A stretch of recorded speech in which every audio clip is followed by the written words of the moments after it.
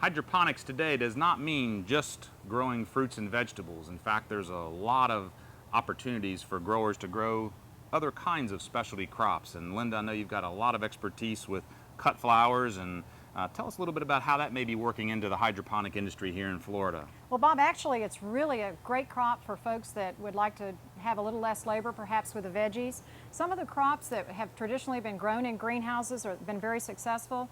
Things like zinnia, which are a little bit hard to ship, so they really are great for a local market, and dianthus, which is not being imported in large quantity from other countries, but has a great fragrance. Some of the other crops that have done really well for folks in this northern area are things like snapdragons, calla lilies, Asiatic lilies.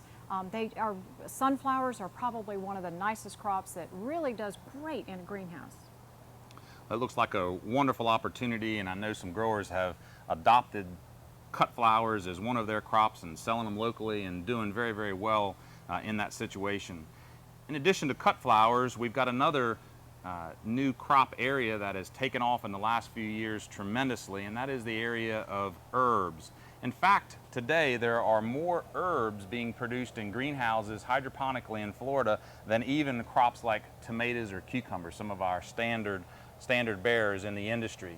The number one herb that's being produced in Florida greenhouses by far is basil.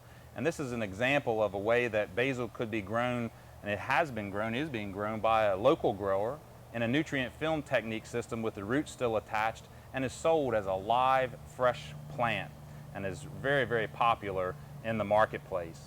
In addition to basil, we have examples here of things like sage and thyme that are cut and harvested and packaged in clamshells, and also chives here becoming very popular among our herb producers in the state of Florida.